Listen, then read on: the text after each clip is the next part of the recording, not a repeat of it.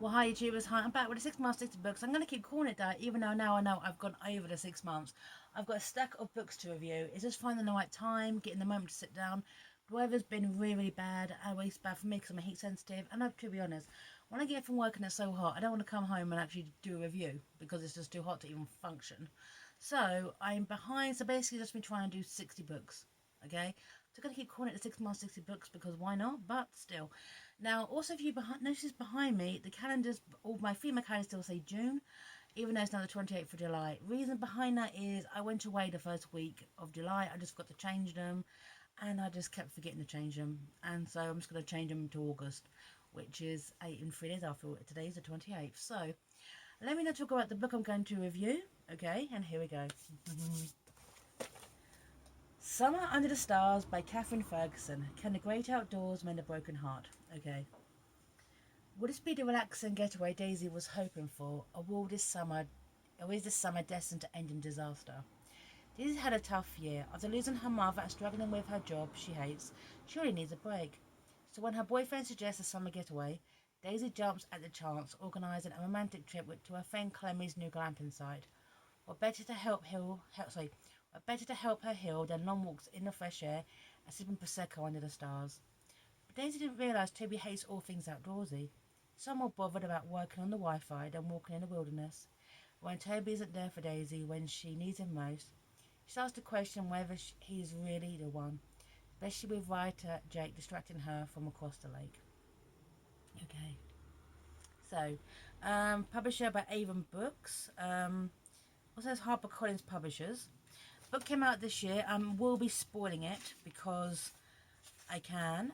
The authors had lots of other books out. Titles like Love Among the Treetops, The Secrets of Ivy Garden, For Weddings and a Fiasco, and it's Catherine Ferguson. So, now I'm going to start with something I did find positive.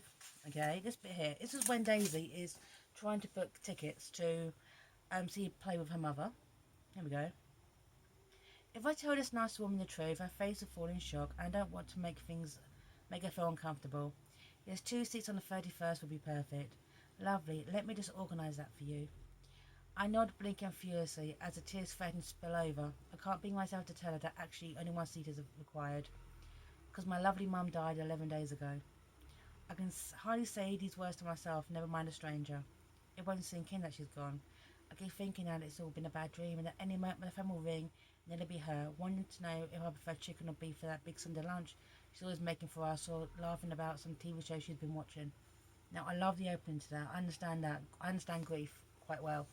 Having been through that, losing a parent. So, I understood where he's coming from, but the problem is it's such a strong opening. This could have been a really big exploration about grief and expectations, and instead, this is really a setup, okay? Daisy hates her job. Daisy wants to be a writer. Her boyfriend doesn't understand. She enters like a writing competition in a magazine and doesn't win, but it's still going to be published in said magazine. And actually, and she just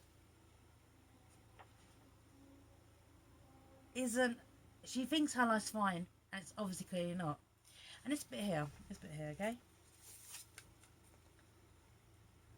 Mum was always the biggest champion of my writing. I always adoring and my only fan. She kept pressing me to finish writing my book, but I always considered it pie in the sky, the idea that I could make it as an author. It just didn't happen to ordinary mortals. Publishing was a super competitive industry. You had to be super talented to be in with a chance. I couldn't imagine something so miraculous as a book deal ever happened to me, so why would I waste my time trying when the inevitable result would be crushing disappointment? Yeah, yeah, exactly. So, yeah, that felt so real. That felt so realistic. That felt like every single person out there wants to be a writer, myself included. I understand that. I would love to be a writer myself one day, but I started thinking, it's such a high competitive industry. Do I? Do I even go for it? So, such a strong thing, and then it gets to her relationship with her boyfriend, and this is it. And the worst thing is that Daisy has another reason for wanting to go glamping to her friend Clemens' campsite. Is that Daisy is adopted, and she found out that her biological mother was from the area. So she's there not to just have a lovely glamping week with her boyfriend, is to find her birth mother. And the thing, though, there's too much going on within this text. And this bit here, this bit here. There we go. And Toby is basically a bit of a dick, but there's an element of also the reason why Daisy's still in the relationship is kind of pathetic. This bit here. There's no doubt that Toby and I are different in some ways, but I think that every time I imagine us going our separate ways, I think of just how much I would lose. Toby and his family have basically taken me in and provided the love and comfort I missed so badly when Mum died. I couldn't leave Toby, and what about my friendship with Rosalind? How could we still meet up for coffee and a chat if I was no longer going out with her son? Now, in the context, her mum died just not even a week and a half ago. Yet she's talking about I missed, basically taking me in and providing me the love and comfort I missed so badly when Mum died. Well, she died 11 days ago. Okay. A short time ago. And this, yeah. But essentially, so they go glamping, and Toby isn't happy. There's no Wi-Fi. Well, there is Wi-Fi, it's not good enough. He wants to be in a big star hotel. He wants luxury. And, okay, and then.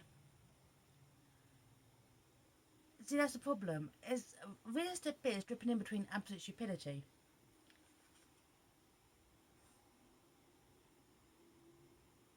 Right, this is when Daisy discusses the character in her novel. There you go. Our main protagonist was a girl called Hattie Walker, and then I don't know, who was good-hearted and funny, the sort of person you'd want as a friend. Hattie was a little accident prone, and if there was a scrape to be landed in, she would somehow manage it, with amusing consequences. It made me laugh. I stored it up, writing it down on a scrap of paper, shoving it in my bag to weave into my tale later. There's a darker side to the story too. Hattie's sister had run away from home, and Hattie was trying to find her. Yeah, so basically, so this whole Daisy wants to be a writer is the theme about the text. Daisy wants to find her birth mother.